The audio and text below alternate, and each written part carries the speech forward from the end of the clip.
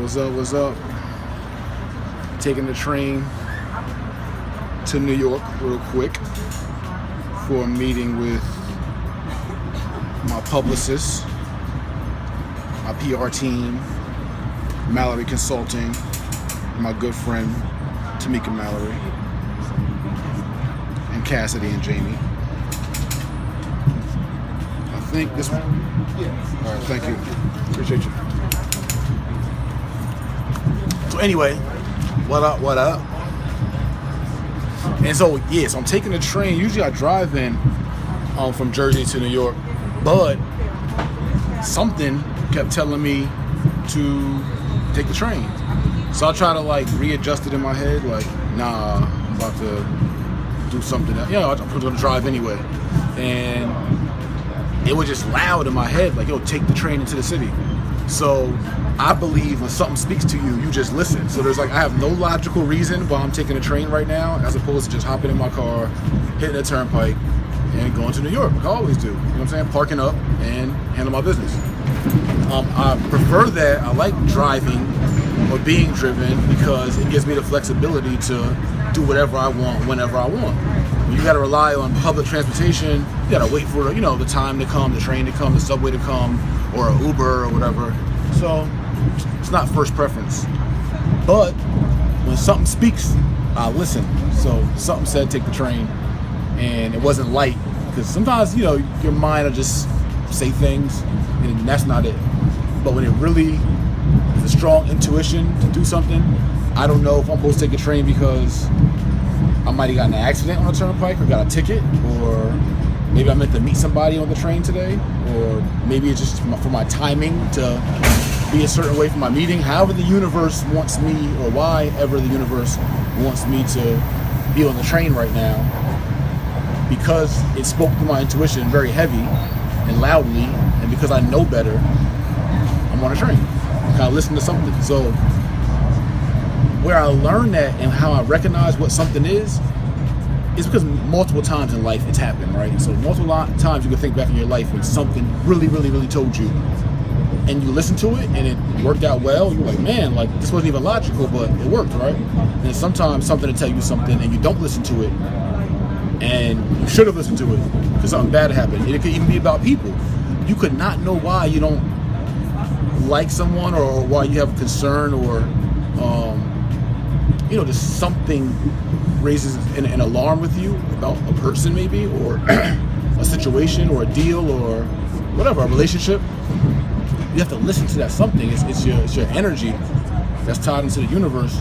It's your energy telling you no good. You know what I'm saying? So you gotta listen to that energy. So energy doesn't speak vocally. Energy speaks through your intuition, but you gotta be in tune with it. So anyway, I guess my story of how me listening to something could have saved me a bunch of drama, and I guess saved me facing 3 years to life in prison and serving a year in prison and 2 years of parole in New York, and going through Rikers Island and being bussed and bust upstate New York all the way to Lakeview shock program, and just through prison, right through that whole cycle of multiple jails, being handcuffed,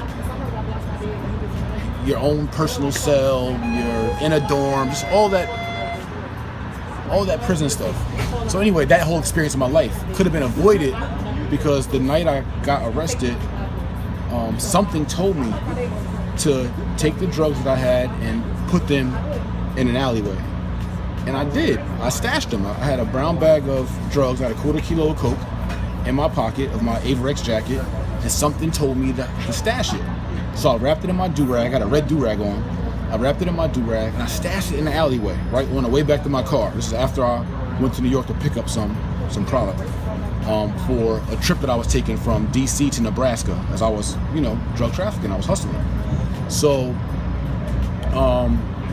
I stash it in the alleyway and I walk away. I take 10 steps, and then the logical side of me, right, went against something and said, yo, just grab it, man, you'll be all right, and you don't want somebody to take it, right? So my greed and me not wanting to take it overrode my intuition.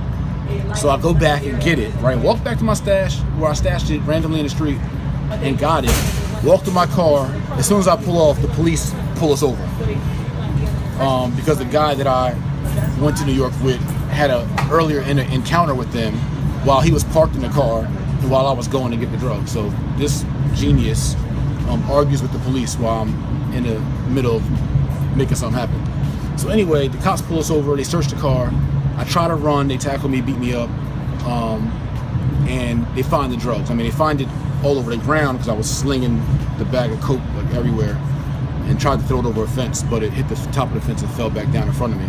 But anyway, there was coke everywhere all over the police, but they found the drugs. They also found the gun that I had under the seat of the car.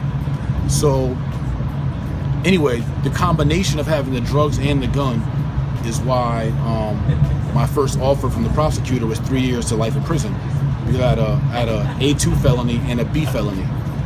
Had I stashed the drugs and still got arrested with the gun, I would have got probation as a first-time offender, or maybe 6 months in the county, maybe 3 months, but probably not. Would have got probation, and I would have got a bail. But because I had such a large quantity of drugs and the gun, they didn't even give me a bail. They gave me a $50,000 bail with a cash assurance on it, where you had to have an surety exam. Someone had to assure where the money came from. So for a drug dealer, that's virtually no bail. So anyway, my whole point is, had I listened to something, I could have avoided a whole stage of my life, which I'm not, it still made me going through that experience. So I don't regret my life, but if I could have avoided doing time in jail, if I could have avoided, just that whole experience and everything that came with it, I would have avoided it. I mean, I would have avoided it for my family at that. I mean, when my daughter was born while I was locked up, because of that experience. So I missed my oldest daughter's birth because of that. So there's a lot of, regrets in that. So my whole point of the whole story is that I've realized, and since then I've listened to something, and sometimes I still haven't, and I got smacked up. So since then, I make it a habit to just listen to something. I just give in. So if something says take the train, I just take the train. I listen to my instinct, my intuition. It's never wrong. My energy guides me right. And especially when you're living within your purpose, your energy will always guide you right. God will always guide you right. So that's my little train blog, or whatever I'm going to name this. All right, peace. Love you.